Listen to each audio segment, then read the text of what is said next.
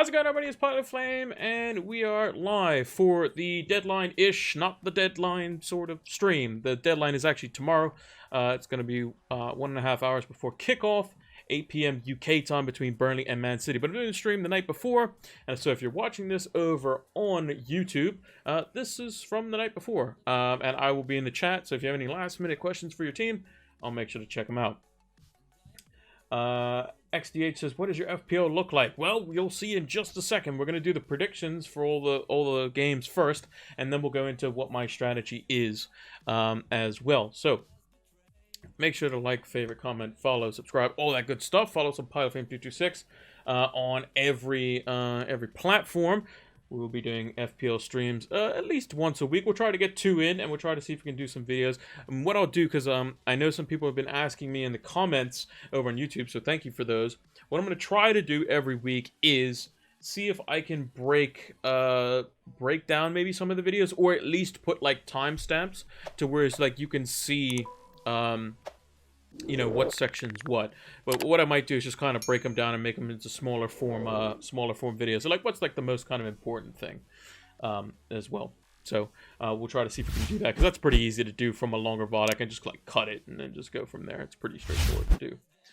And XDH says, also, do you mind checking out my team? Yep, I'm more than happy to. You can post it in the chat, and we will check them out, throw them up on the screen, and we'll take a look for you as well. I'm just going to readjust the mic here just a touch here. There we go.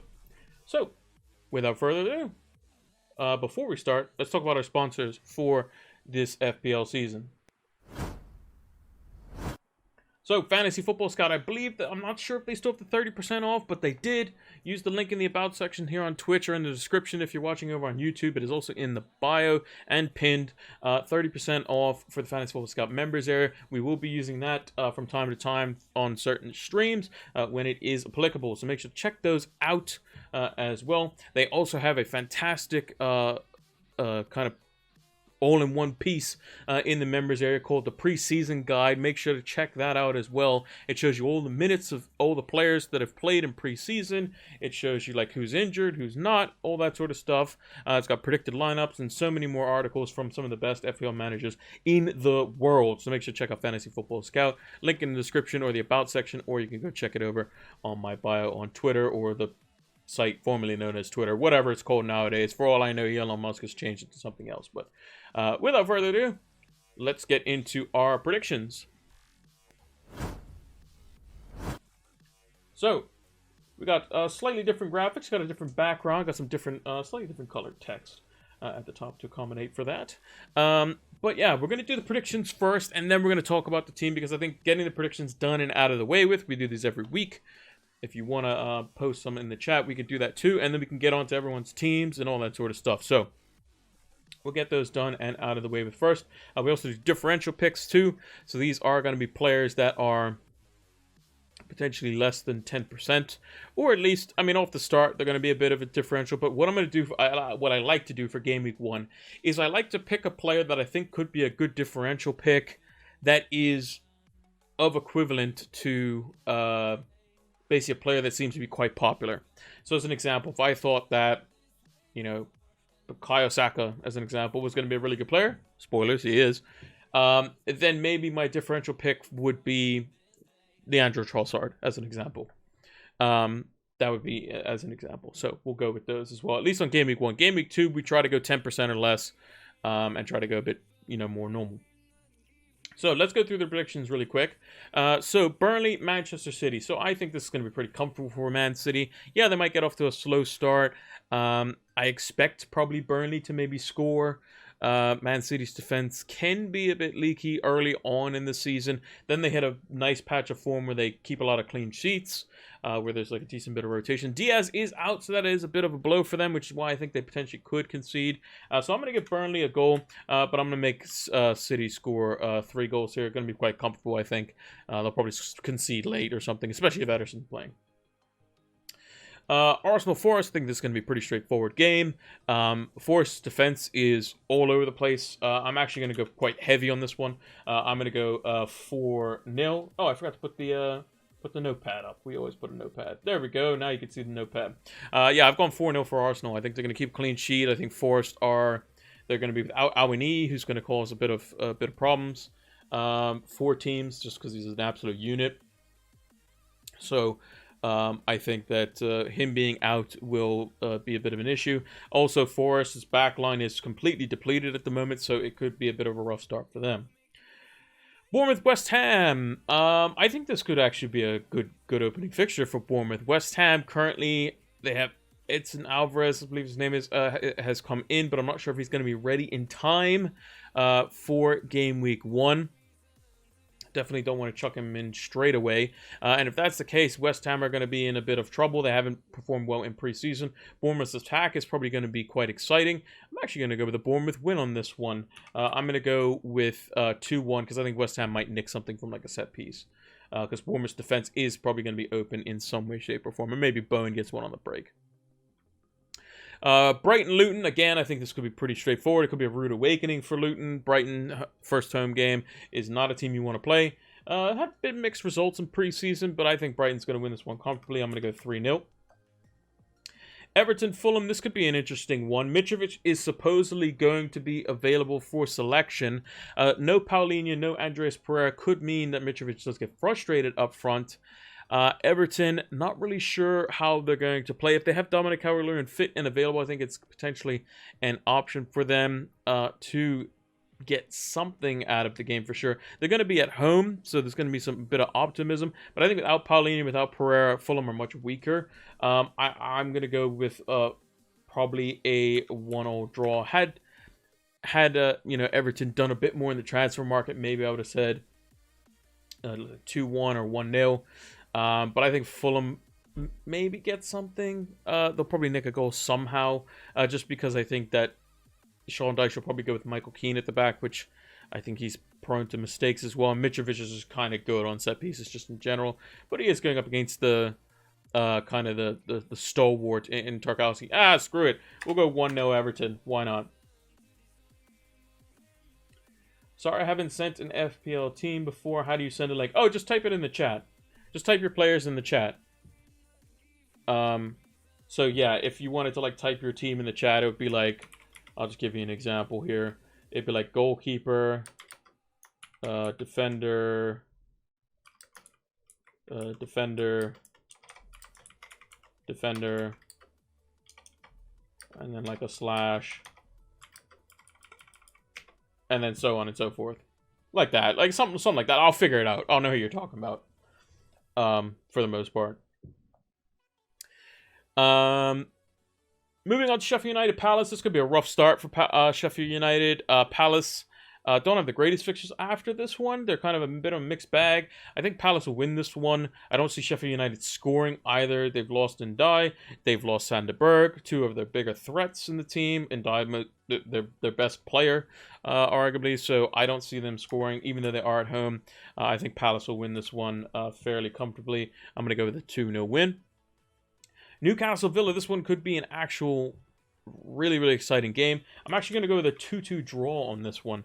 Aston Villa was, I think they were one of the very few teams to actually beat Newcastle at home, I want to say, in the run-in. Was it at home? I remember them beating Newcastle, or at least Emery was doing like super, super well during that time. I think he had the third most points when he was appointed till the end of the season. Which is pretty crazy. So I'm really excited about this one. I'm glad that it's a standalone game. Brentford Spurs, Harry Kane in the last like 10 minutes or so. I can check Twitter quickly. New window. Let's go here. Let's check the Twitter or X or whatever this thing is. Apparently,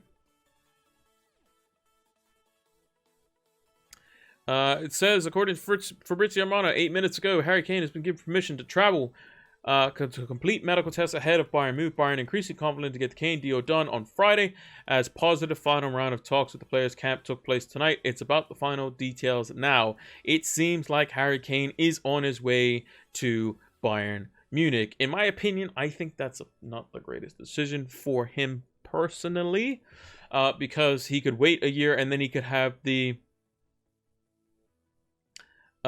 could have the pick of the bunch for basically any team in the Premier League. But yeah, Kane is gone, like Mono has said as well. Good to see you back at it. I am back, and FPL's right around the corner. It's crazy to think about. Sometimes the summer goes quite long, but there's a Euros next season, so that's going to be interesting as well. Felt like we only had a Euros 2 years ago. Spoilers, we did, because it was pushed to 2021. So we're going to be paying attention to that as well. But yeah, Brentford, Spurs, both going to be without probably their main talisman in Kane. Kane will be permanent. Ivan Toney will only be for half the season. I think Ivan Toney probably goes to Spurs next year. That seems like the most likely move for him, to be honest. I think it's a good fit. I think Toney could even go to United too. I think it'd be quite good as well. But Brentford, Spurs, Spurs attack is just too good, to be honest. So I'm going to go Brentford, probably get a goal because they seem to always kind of get one. But I'm going to go Spurs winning this one 3-1 versus Brentford. It's going to be a tough game, but I still think that Spurs, they have a lot of firepower even without Kane. Chelsea, Liverpool. Now, the past few seasons, these games have been 0-0, but both defenses are terrible in terms of actually defending. So I'm going to go with a higher scoring game. I'm going to go with a 2-2. This one could be a very interesting one in the 4:30 kickoff Sunday afternoon. And then lastly, Manchester United versus Wolves. I think this one should be pretty straightforward. Gary O'Neill is a definite downgrade from Lopetegui. That being said, they'll probably end up winning. But I still think Man United should comfortably win this one. I'm going to go with a 2-0. Wolves are usually somewhat decent defensively. But I'm going to go with a 2-0 in favor of Manchester United. Pretty straightforward one there. Moving on to the clean sheet and differential picks. Clean sheet this week. I mean, there's arguments to say you can go for double Brighton defense, and I've gone for Brighton as my clean sheet differential. I don't know what the percentage of these players are, but I'm going to put them down and find out what the percentage are afterwards. In goal, like I said, there's a lot of players, a lot of managers going for Onana. There's a lot of managers going for Areola and Turner as backups. A lot of managers going for Pickford. A lot of managers going for Flecken. I'm going to go for Sam Johnston. I believe he's only actually like 2%. So Johnston of Crystal Palace. We'll find out his percentage in a second because it'll spoil the team. So we'll put him in there. In defense, who is the team? Estupinian is probably quite high. So I'm actually going to go for Lewis Dunk. Played the last game. I believe he played 90 minutes, or at least a good chunk of it. And he's going to play, assuming he's fit. So I'm going to go with Lewis Dunk. Mono said, did you go through the team yet? No, we're just doing the predictions first because we have plenty of time to look at people's teams. XDH is probably going to put his team in the chat. You can put yours as well, and we can take a look at those as well. We'll plonk them up on the screen and take a look at them. It makes it nice and easy because I don't have to worry about anyone's team value because everyone has the same team value and the same price for every player, so which is quite nice. Yeah, so XDH just put his in the chat. So he's got Onana in goal in a 3-5-2 with Gabriel Stones, a Stupinian midfield of Saka, Diaby. I like Diaby as a pick. And Bomo, Bruno Fernandes, Marcus Rashford with Holland and Nathan Ferguson up front with Flecken, Rico Henry, Tarkowski, and Jackson on his bench. Pretty heavy on the bench. If that is a bench boost team, I don't mind it at all, to be honest. Apart from the Brentford defense against Spurs, it'll probably be a bit of a tricky one. But probably you'd be looking to thin the bench a little bit. Also, Ferguson isn't necessarily nailed, so that might not be the place to go. But we can take a look at it and in just a second on the screen. Just these last two differential picks here. The differential pick I am going to go for, I mentioned him earlier, Leandro Trossard from Arsenal. And lastly, on the forward punts, I'm going to go for... A lot of people going for Mbomo. I'm going to go for Johan... Is it Johan? I don't even know if his first name is Johan. I just gave him a first name. Vissa from Brentford. So we'll take a look at the percentage of those players later on. Love the Ferguson punt. Again, I'm not sure if he hasn't played much preseason minutes, to be honest. Actually, I can tell you how much preseason minutes he's played in just a second here. New window. Let's go. So this is the Fantasy Football Scout members area I'm going to now. So make sure to check it out. Mentioned it earlier in the stream. So if I sign in, I have to go in the members area for it. Preseason guide. And there's a spreadsheet. Where is it to? Preseason minutes. Here we go. Preseason minutes. If I go to Brighton, and it's sorted by number of preseason minutes. If I scroll to Evan Ferguson, Evan Ferguson has only played 95 minutes total in preseason. He's played 95 minutes total. He's only played 11 more minutes than Moises Caicedo, who's been talking to leave for forever. In contrast to the likes of João Pedro, who's played 197 minutes in preseason. As well as Danny Welbeck. Where's Welbeck? I can't see him. There he is. 187 minutes. So currently Ferguson has not played very many minutes at all in preseason. Will he start? I think there's a bit of doubt there to where I'm going to avoid for now. An injury to Welbeck might make that thing interesting in that situation. Jackson, 245 total minutes in preseason. So he's been playing quite a lot. And the last game he played versus Dortmund was 82 minutes, so that was quite good. Jackson looks really good under Poch at striker, but Brighton's fixtures are decent. Yeah, you can just go for him in 3, like Mono's saying there. Plenty of time to see his minutes and assess. Yeah, exactly. That's what I would do as well. All right, let's move on to the team. Let's see it. Boom! On the screen. Let's move the notepad out of the way. So that's the team currently. That is my current team. You'll notice this little white border around it. That means the bench boost chip is currently active. And I'll tell you why. I was experimenting with the bench boost chip probably around 2 weeks ago it started. And this was after it was brought up by James on Planet FPL. Shout out to Planet FPL and their correspondent week. Fantastic bit of content there. And basically I was thinking to myself, okay, when are the doubles going to be this season? Because every season we think about it, the bench boost is so annoying, it's pain in the nuisance. It's just going to be in the back of our minds all the time. We want a wild card into bench boost, blah, blah, blah, blah, blah. You know, you get the deal. There's going to be 4 probably double game weeks where there's going to be a decent set of fixtures in there. There's Game Week 26, Game Week 29, Game Week 34, and Game Week 37. 26 is for the Carabao Cup final. 29, I believe, is the quarterfinals of the FA Cup. Game Week 34 is for the semifinals of the FA Cup, and Game Week 37 is just basically any fixtures that have spilled over from wherever, basically. Mono says, no Bruno crying face. I know. And no Salah. Don't worry, I have a Salah draft too. I can show you the Salah draft. It's pretty good too.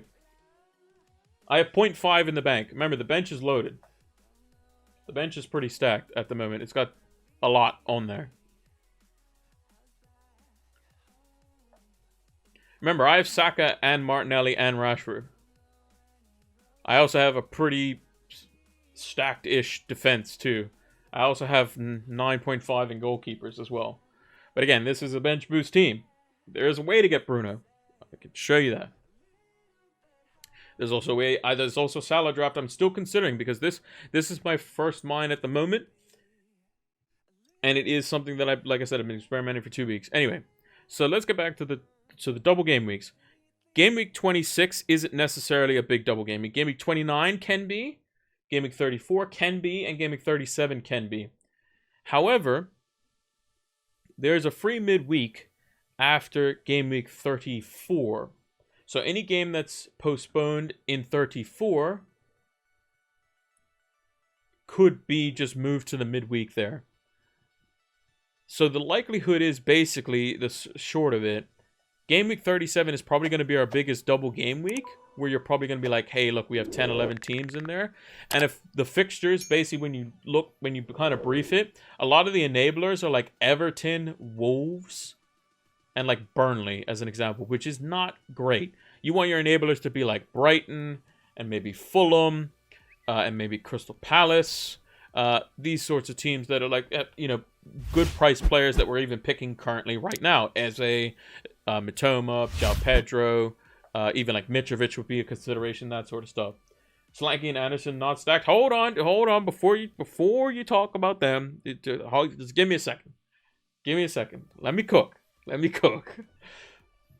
I know you're laughing, but let me cook. So, I've always considered the bench boost from Game Week 1 every season because it's just a chip that is annoying. And this season, it could be even more difficult to use. The most difficult it has been in a long, long time. And it's just the fixtures at the end of the season in Game Week 37 look to be likely the biggest double game week. Also, another thing is that the teams that double in 34 won't necessarily double in 37. It's actually it's not as likely that they will. So, that is the kind of the thing that I'm thinking about. And we have a lot of enablers and cheaper players. So, like, Brighton has a very good fixture off the start. Man City, you can get a couple players in there. Crystal Palace, who are a decent team, are going up against a team that basically has signed nobody. And they have some good players and it's halfway decent defense. They've also, the team they're going against just sold their best striker. United are up against a team that literally just sacked their manager a day ago. And then Arsenal play a team that doesn't have any defenders. So I have players in my team currently. 3 United, which a lot of managers do. Instead of Shaw, they might have Bruno. Okay, fine. But it's against a team that's doesn't seem like they're going to score very many goals, and they just sacked their manager, and it was definitely a downgrade. Triple Arsenal, which basically everyone has. Saka, Martinelli, Gabriel, or whoever. Haaland and Stones. A lot of managers have them. Haaland's captain. Cool. Triple Brighton. Estupinian, Mitoma, and João Pedro, who's been playing as the number 10. And we'll probably see a decent bit of minutes. Johnston, Anderson, and Eze are from Palace. They're playing against Sheffield United. Yes, they're away, but Sheffield United sold their best striker. They just sold their best midfielder as well. They're probably not going to get anyone in time by the weekend hits. So they're in dire straits at the moment. And then lastly, Solanke. He's conveniently placed at 6.5 million because if I get whiff that Julian Alvarez is starting for Man City, I'm just going to pick him. West Ham also haven't had the greatest preseason either, so I could just pick Solanke as well versus West Ham at home. But again, I'd feel more comfortable probably with Julian Alvarez versus a newly promoted team that likes to play expansive football, and Julian Alvarez is very good at finding space and getting in behind. So, and also, there's another reason why Julian Alvarez would be good is because they're playing a newly promoted team. Man City at the Super Cup in midweek. They don't necessarily have to rush De Bruyne back because, again, De Bruyne has been very injury-prone in the last couple of seasons. I can see if they were playing like Arsenal, then maybe there's a chance for, rotation there where Alvarez doesn't play or whatever. But if I do get news that Alvarez is playing, I could just replace Solanke with Alvarez, and then the bench is looking a lot better. You have Johnston in goal versus Sheffield United team that basically doesn't have a good striker. They're going to rely on McBurney. Julian Alvarez playing for the treble winners. Stones playing with the treble winners. And then Anderson, who I have 0.5 million in the bank. I can potentially swap him. That's another option too, to go up to a 5 million defender. There are other options potentially too. If I wanted to go like Bruno as an example, I could potentially make it work. I would have to downgrade Onana to a 4.5. That would give me I would have 1 million in the bank. Shaw would then go to a 4.5. That would give me 2 million in the bank, and then I could upgrade Mitoma or Eze. So let me show you what that looks like. So I could go Onana to Pickford as an example. I can go we'll just do Mitoma up to Bruno Fernandes. John Stones. Oh, sorry, not John Stones. Luke Shaw could go to Lewis Dunk. There's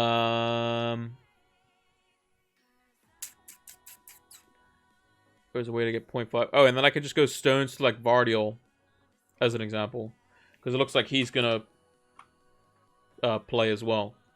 Because with Diaz out, he's apparently available for selection. That would leave me with 0.00, but I could save 1.5 million to go for you. But again, it is a bench boost team. It is a bench boost team. I do not want to be bench boosting Turner away at Arsenal. That being said, he's probably going to save a penalty and they're going to win 1-0. You know?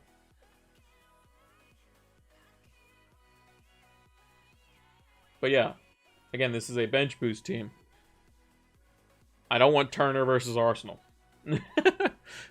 Now, if I wasn't doing a bench boost, then yeah, sure, Turner's great. Everyone should go from Ariel to Turner, 100%. I agree. But yeah, if I wanted to put Bruno Fernandes in there, this is what I would do. But again, I would need confirmation of something. And again, I can still go Triple City. I can go Solanke, and I can go to Alvarez as an example. And then I would be bench boosting Johnston, Anderson, probably João Pedro, Duncan. Yeah, Johnston, Anderson, Duncan, João Pedro, probably, or something like that. So that, again, these are options, but again, I need to hear the press conferences, but this is what I have currently. If I find that, again, I have, you know, in my head, like, these sorts of things to way to maneuver these things around. You just hate the bench boost chip and want it out of the way. It's this and potential and Game Week 37 are probably going to be the two best times to use it, probably. And that's another thing.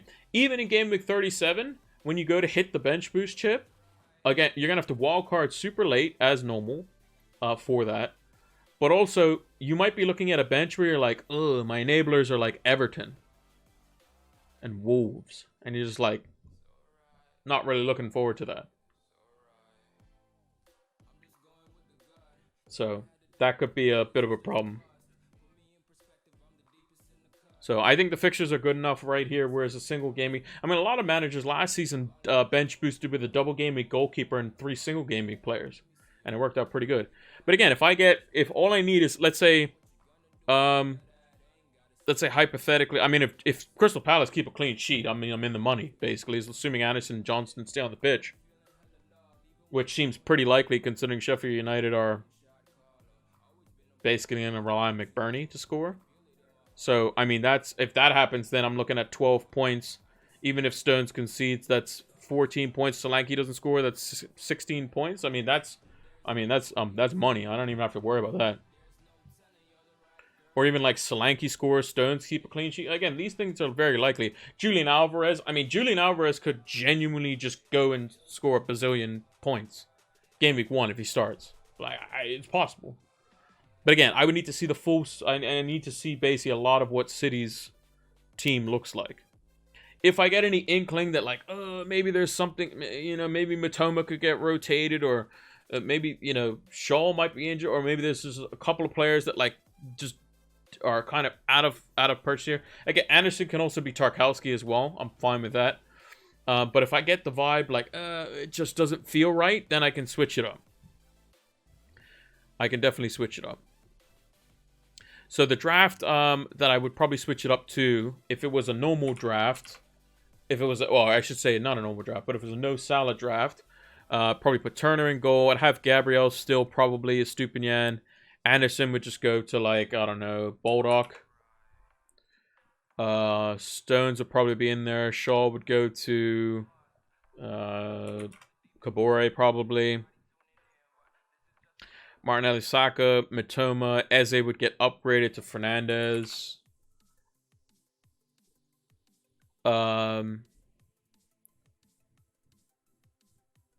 This would be a 3-5-2. So Solanke would probably downgrade it to. I'm just gonna put. Oh, Sims is gone from the game, so I can't even get him back.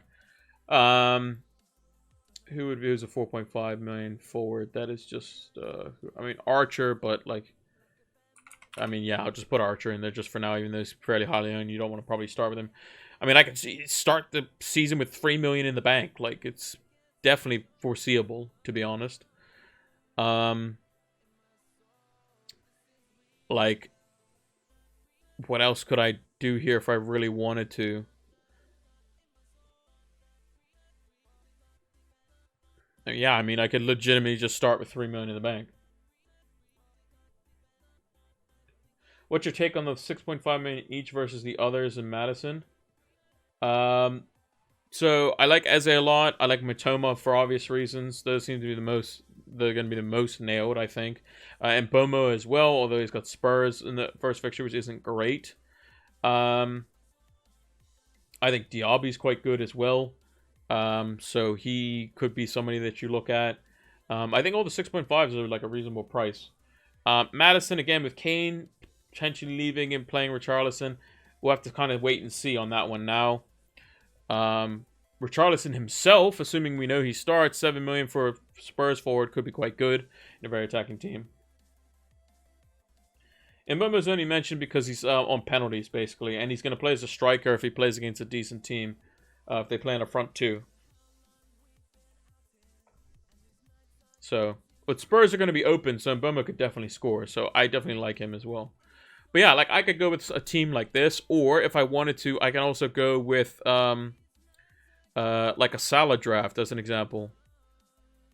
So I could put Salah in here. I would need to downgrade. Who would I need to downgrade? John Stones would need to go to a 4.5 million. I can put in like Tarkowski as an example as a 4.5.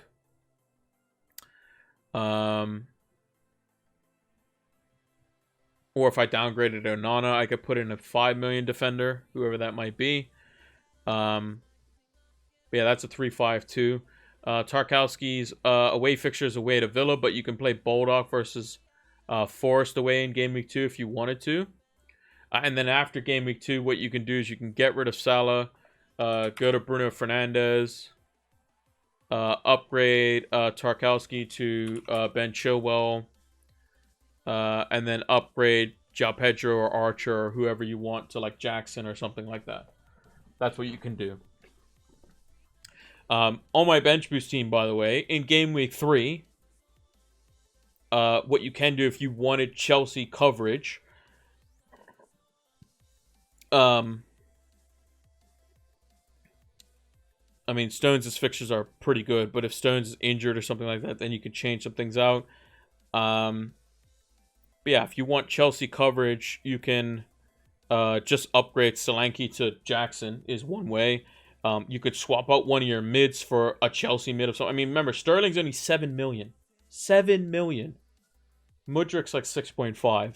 You know, there's many options that you can have. If you wanted to go to Bruno Fernandes as an example, let's say you've used Solanke, cool, fine. And Eze is just like not doing it, then has Brentford away. It's just not doing great. Or maybe Matoma's getting taken off early or something like that. You can get rid of Solanke, downgrade him to a 4.5. So we'll just go to Archer as an example. And then you can move up one of the forwards to, or one of the midfielders to, let's say, Bruno Fernandes. I would have too many United players in this instance. And then you could just take a hit and get rid of Shaw for Chilwell or James, right? So that's an option too. I have Pedro and Watkins both in my draft. No Salah. I feel 4.5 upgrade is worth it. Can start him in Game Week 1 and Watkins in Game Week 2. And if I need to get Jackson. Yeah, exactly. I've seen a lot of drafts like that too. We can throw up... where was it? We can throw up XDH's draft now. So he had Onana. He had Flecken. He had Gabriel Stones, Estupinian. He had Henry. He had Tarkowski. He had Diaby and Mbomo.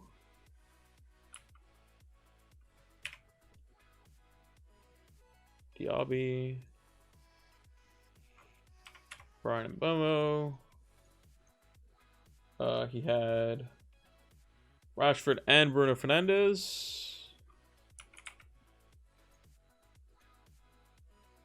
He had Haaland, Ferguson, Jackson. Ferguson, Haaland, Jackson. So he spent all his money here. So my personal opinion for this would be you don't need so much in defense on your bench unless you're obviously bench boosting. The midfield I think is fine. I would probably like to see potentially an Arsenal midfielder if you can get them. So what you can do is if you're keen on starting with Jackson, because personally I think Ferguson is a bit of a risk. I do like Brighton players, and I think that would be a good choice for you if you wanted to go for it. But so Diaby's fixtures off the start. Newcastle away is tough. Everton home, Burnley away, could be good fixtures. Maybe you can get rid of Mbomo as an example. This is where you could put in Matoma if you wanted to. Obviously. Ferguson could be a downgrade to, like I said, like an Archer or something like that. If you wanted to keep Jackson. Then you could thin out your bench. You could put... I'll just put in Areola just because he's been another keeper that's been there. And then you have 2 million, which actually means you can upgrade one of your players to like a Odegaard or a Martinelli or something like that. If you wanted to keep 0.5 million in the bank just because you wanted to keep 0.5 million in the bank, maybe you get rid of Henry and you just put in like Kabore or one of the 4 million starting defenders. Keep the 0.5 million in the bank, and then you can be flexible with it. Now, if you don't want to start with Jackson, you can always just go João Pedro as an example. But yeah, I would say the three main issues probably with the team would be unless you're bench boosting, you don't need 2 starting goalkeepers. You want Flecken and a 4.0 or Onana and a 4.0 or another 4.5 and a 4.0. You probably want 1 4.0 defender. Maybe you don't want 2, but you probably want 1. If you're gonna go with a solid striker like a Watkins off the start, you can. I don't mind that. That would mean you could downgrade Odegaard to like I said, a 6.5. I'll just chuck in Eze, or you had it. What was it, Diaby or Mbomo? That's an option. Still gives you 0.5. You can always go to the likes of a Jackson later. You can always go to a Ben Chilwell if you want later. These are options. If you started with a 4.5 million goalkeeper, so if you started with just Flecken as your goalkeeper, game week 2, you could be like, okay, well, Watkins is just can't hit the broadside of a barn at the moment. Don't like him. So we're going to go from him to Jackson. And then we can upgrade Tarkowski to Ben Chilwell as an example. That's another thing that you can do. So these are many different options that you can and cannot do with the team.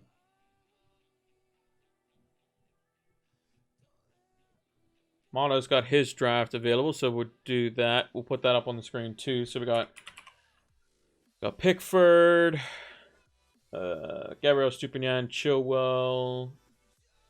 Who we got defenders? Baldock Kabore. Midfield, we got Martinelli, Saka, Bruno, Rashford, and Mbomo. So we need Martinelli. We need Mbomo. Or Mbuemo. Then we got João Pedro, Haaland.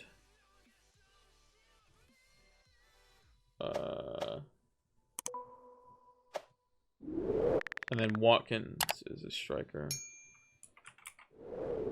Watkins. This was Turner. Matt Turner.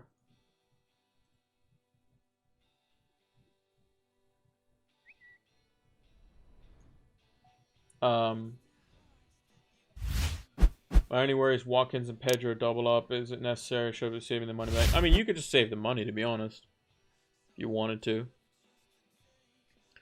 Be a lot of money to save. But I mean, you could just start with a city defender if you wanted to. Like, there's many different options you can go for here. But I guess the idea would be to play... You're playing Pickford, you're playing Gabriel, you're playing Estupiñán, you're playing Chilwell. You're playing all your midfielders, and then you're playing João Pedro and Haaland, and you're saying you're going to play Watkins in game week 2. Because you're playing him versus Everton at home, I guess, is what you're doing, right? But then you're going to, I guess, bench João Pedro away to Wolves. I don't think that's the worst fixture in the world for João Pedro. I think that's actually quite good. So this is where potentially I like the Watkins drafts I don't particularly like a lot.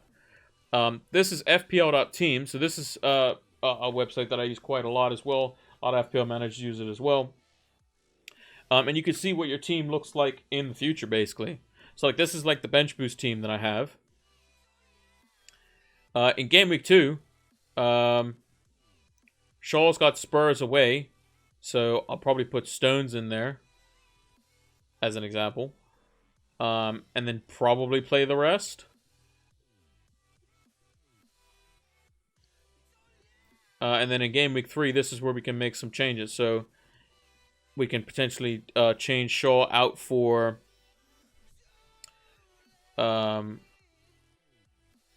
this is where we can do Shaw to like Chilwell.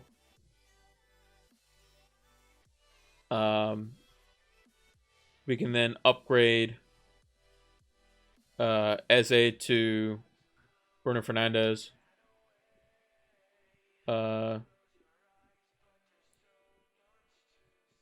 And then Solanke down to whatever. You know. These are options that we can do.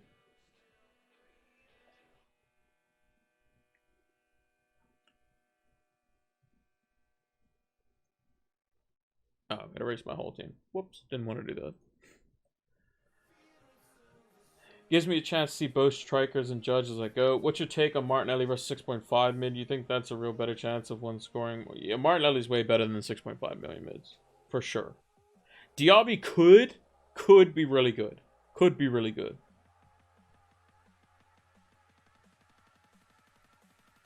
TCB says, I can never decide on a team. Yep, it happens. What I like to do is basically have a team in mind before I go to bed tonight. I then look at all the press conferences and see, does any of that change anything? So like, let's say I have Haaland in my team and all of a sudden he's injured or something random. Then you could say, okay, well then maybe I have to change it. You know? TCP says, I have Haaland and Salah in my team at the moment. I think that's what I want to do. I think that's perfectly fine. I mean, I'll give you an example of a draft here. Let me just put some players in. So let's say I go with... I'll go with Pickford. Seems to be popular. We'll go with Matt Turner. Which has a good rotation between the goalkeepers, actually, if he's first choice.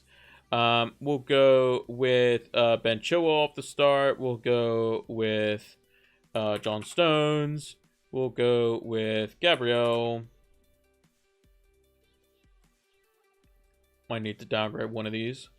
We'll go with Estupiñán. And we'll go with Kabore. We'll go with Rashford. Salah. Saka. Martinelli.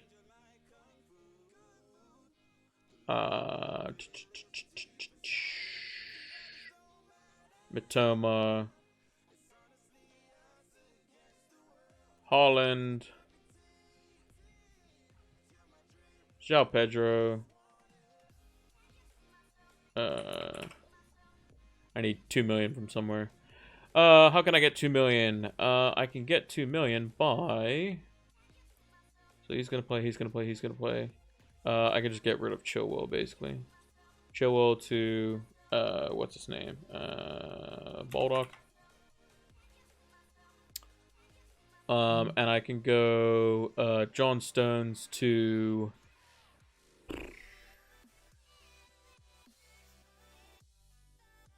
5 million defender. I mean, I could just go Vardiol, to be honest. Looks like he's gonna play.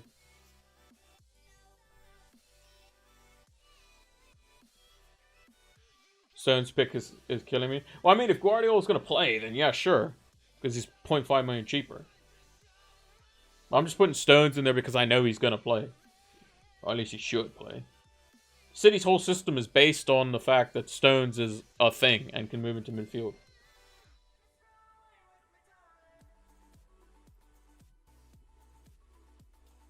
Yeah, newcomers, you could take some risks at lower price points, but don't take risks at, like, huge price points. Like, Jackson at 7 million, I think is perfectly fine. Fairly close to what I have. I have two 6.5 mids instead of Martinelli. Yeah, there you go. That works too.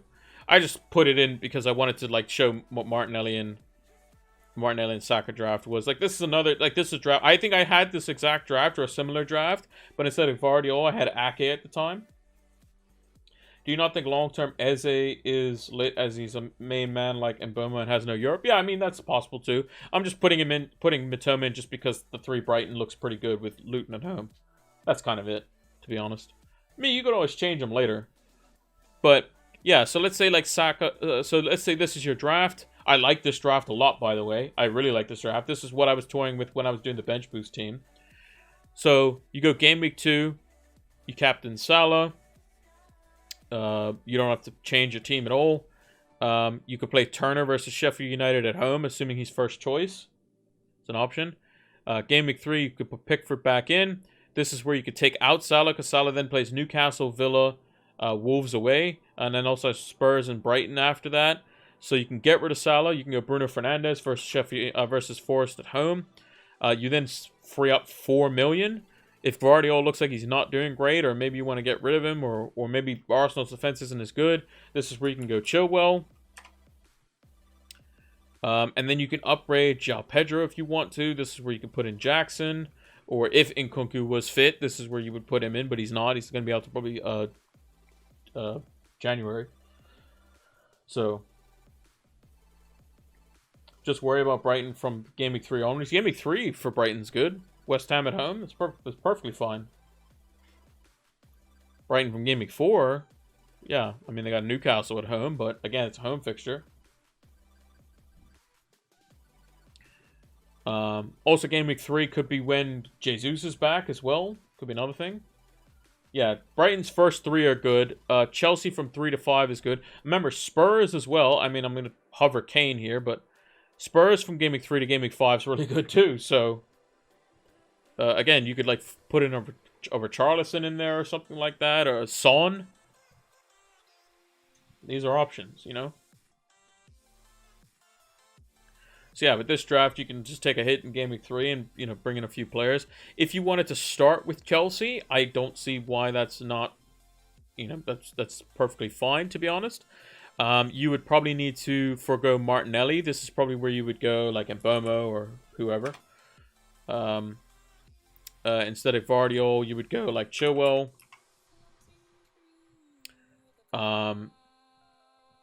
And basically, you would just probably just bank the money.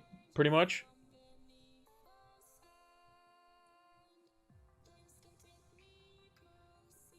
And then Game Week 3. Oh, got rid of the team. But in Game Week 3, you could then get rid of Salah and go to Bruno Fernandes as an example again, or whatever it might be. You have plenty of money when you downgrade Salah. I mean, Salah down to Bruno Fernandes is 4 million. So, just remember that. Udoji from Spurs is good too. Yeah, I mean, if you want him as just a cheap defender, I mean, he's what, 4.5 million? Could be really good. Do you think Stones is a better starter for the season over Ben Chilwell? I think Ben Chilwell's probably got more likely to get attacking returns. I think Chelsea's defense is not that good in terms of defensive clean sheet prospects. So I think Stones is better in that regard. I mean, City's opening 8, or opening 7. Their toughest fixture is Newcastle at home, which is a home fixture. They play Forest, who are in the bottom 5. West Ham, who, I mean, at this current moment in time, haven't signed anyone. And remember, they ripped West Ham in the opening day last season. Fulham at home, it's a home fixture. You gotta favor City. Burnley, newly promoted on opening day. They're going to be up for it, but again, Man City played Burnley, Vincent Kompany's Burnley, in the Carabao Cup, I want to say, last season, and they ripped them as well. And Newcastle's going to be the toughest test, but again, it's at home, so you kind of expect City to do well. And then Sheffield United. Everyone's predicting Sheffield United to come 20th, so you know, you got a team that barely escaped relegation, a team that hasn't signed anyone and barely escaped relegation for the past last few weeks of the season. Sheffield United, everyone's predicting to come 20th. Burnley's newly promoted, and then it's going to be open. Newcastle at home is a home fixture against a tough side, but should be fine for City. You probably expect them to win that. Fulham at home, again, Mitrovic could be gone by then. Who knows? We'll definitely know by then. So, and then Wolves away. I mean, Wolves just sacked Lopetegui and replaced him with Gary O'Neill. So, it looks pretty good if you're a City fan on those opening 7. Like, City could just win all of these 4-0 comfortably and not even blink. Like, yes, they have the little Super Cup thing in between 1 and 2, but I mean, it's whatever. City are going to strengthen before the window as well. At the back, they're perfectly fine. They need no replacements there. In goal, they're perfectly fine. Central midfield, they're a bit light at the moment. They only have Rodri. I say they only have Rodri. They only have Rodri, De Bruyne, Kovacic, and I guess Foden can play there. And then on the wings, they have Bernardo Silva. Foden can play on the wing. Grealish, Palmer. And they also have Alvarez and who can play a bunch of positions. And then Haaland. But they're probably going to sign some type of attacker in some way to go out on the wing. And they might sign another midfielder. Oh, they also have Calvin Phillips too, I guess. He kind of was there last season, I guess. But again, Calvin Phillips, injury prone. Kovacic, injury prone. De Bruyne, injury prone. Foden, Pep just doesn't play him sometimes for whatever reason. So again, who knows? But I guess that's why Pep has a bazillion center backs that can play on the ball that are all just ridiculously good. So he can literally just be like, yeah, Stones and Vardy are just going to play in midfield today. Fine. Like, in games where a team, like West Ham, like, I can foresee, like, Pep just literally going, yeah, we're just going to play with Vardy and Stones standing next to Rodri, just pinging the ball around, and we're just going to have Diaz stand on the halfway line and go 1v1, and then we're just going to, like, remove anything that they have at all. So, yeah, City's pretty good. Chilwell, you're definitely looking for attacking returns, for sure. Stone's more defensive. But against teams that are going to sit back, you know, Newcastle will probably sit back in some capacity. Sheffield United definitely will. Fulham will sit back in some capacity. West Ham definitely will. Forest definitely will. Wolves definitely will. Stones is really good. He's going to camp outside 30 yards out from their goal and ping passes around. And he might get lucky with a long shot or a set-piece goal he's pretty good at as well. He's pretty good in the air. Also, it seems like he's going to be more nailed because it seems like Diaz hasn't traveled, so let me just check the ownership of these players really quickly. So Johnston, 2%, so I gotta put that 2.0%. Dunk was 4.4%. Might have got them all under 10%. Trossard, 6.2. And Johan, is it? What is his first name? Johan Vissa. Oh, it was correct. Kind of. Sort of, maybe. Sorry, I was just doing that. It is or it's a stallion. Is that how you pronounce it? Who do you think is the most underpriced player this season?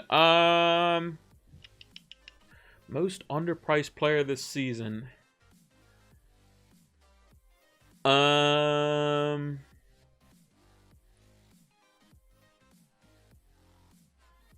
Players that played last season, probably Saka. I think there's an argument to make Saka 9.5. Definitely 9 for sure, but 9.5.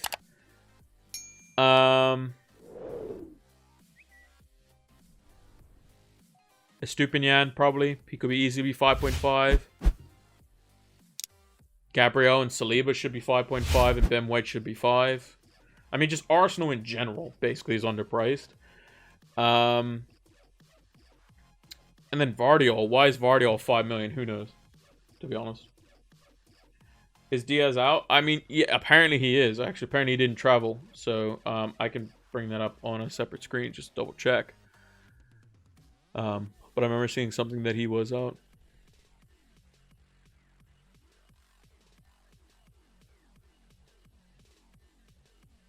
Ornstein has apparently given the green light and says that Kane is leaving. He says Harry Kane has reached an agreement to join Bayern Munich from Tottenham Hotspur, personal terms in place for a 30-year-old to sign a 4-year contract. England captain awaiting green light from Tottenham Hotspur to travel for medical and complete the transfer.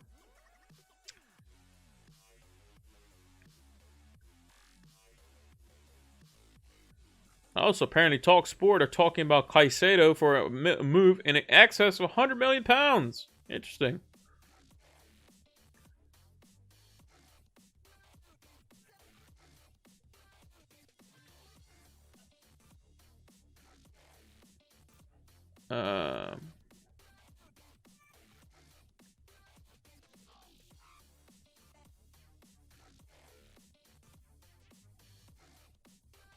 Just taking a look here. Just seeing if there's anything else. Let me see. There was something I retweeted earlier. Let me see if I can find it. Oh yeah, here it is. It was Pep saying that that Vardiol was available. Nathan Ake has recovered from a knock. Vardiol is ahead, ready and available. And then somebody put after it basically saying that Diaz hasn't traveled. It was who was it again? Was it Focal?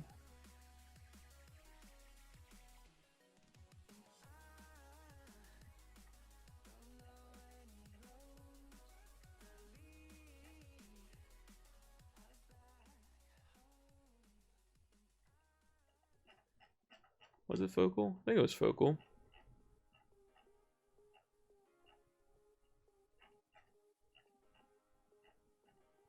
Or was it Raptor? Might have been Raptor.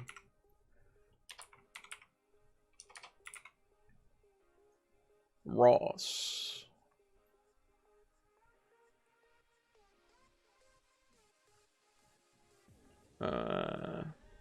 Yeah, FPL Main Road.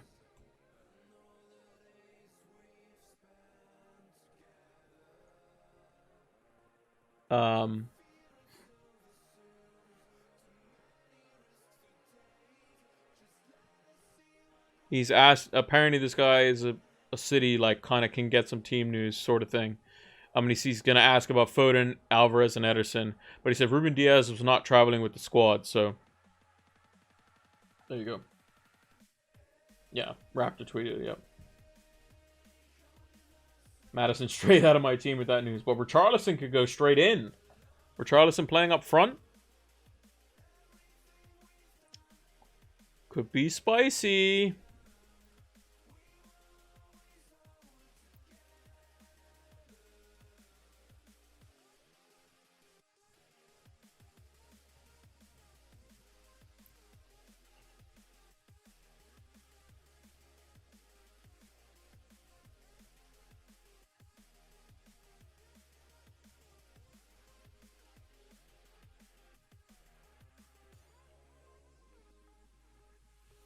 Could be spicy.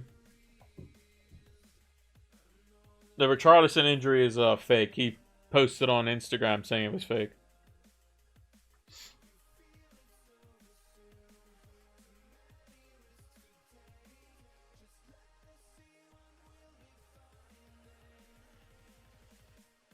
Yeah, he posted that it was fake, so.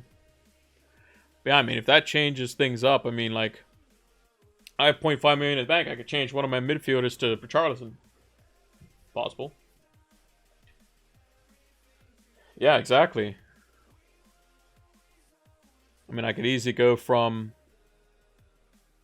you know, Eze up to Richarlison. Because remember, Richarlison is a what? 7 million midfielder? He's not a forward, he's a midfielder. So, but maybe it's one of those ones where you could just wait and see. It could be just a wait and see. It could just be a wait and see. You know?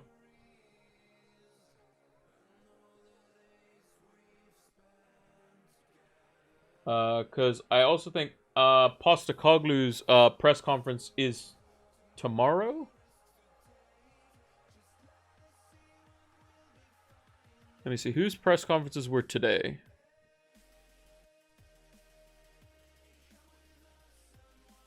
Let's see. The press conferences that were today were... So we had City, Burnley, Everton, Fulham, Wolves, Sheffield United, Villa, and Forest today. So, yeah. Spurs will be tomorrow. It'll definitely be tomorrow. All the press conferences have to be tomorrow.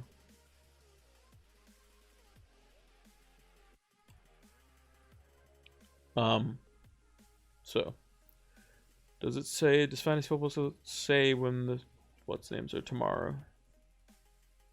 Well, technically UK, it's the next day, so. Let's see.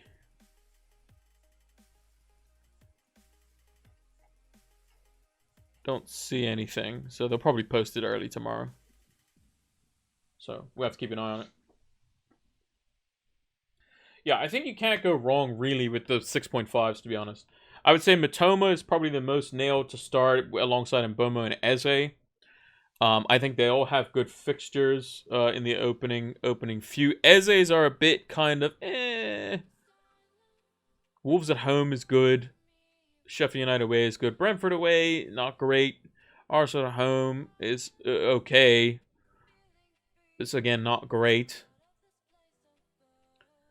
And Bowman will have to start plays Spurs, but again, Spurs could be wide open. So, but like for my setup as an example, I don't need Eze after game week 1, basically. I play him in game week 1. I can play him in game week 2, but I'll probably just play Stones, maybe? I don't know. I might just play Eze. It is a home fixture, and I'd probably rather play him over Shaw as well. I mean, I could probably play Solanke away at Liverpool. He might score a bazillion. If I see the Chelsea game is like 4-4 or something, and Caicedo or Lavia hasn't signed for Liverpool, Solanke goes straight in the team. It's possible. Also, could be another Julian Alvarez thing. I mean, like, when does City play? Okay, City's not the... Oh, it's another Friday game. Oh, that's a rubbish game. That's a big game off the rip, though, for potential teams that could be fighting it out.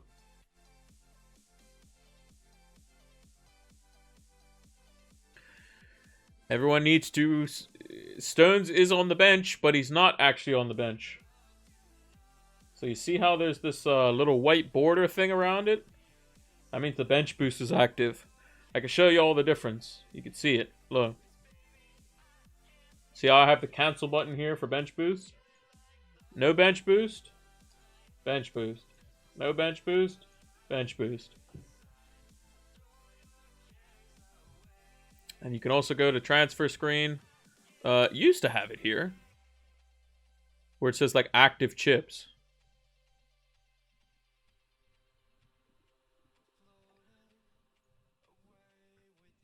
Yeah, I explained it at the start of the stream, Stallion. I'm gonna post this over on YouTube, but that's not gonna be till an hour before the deadline or thereabouts.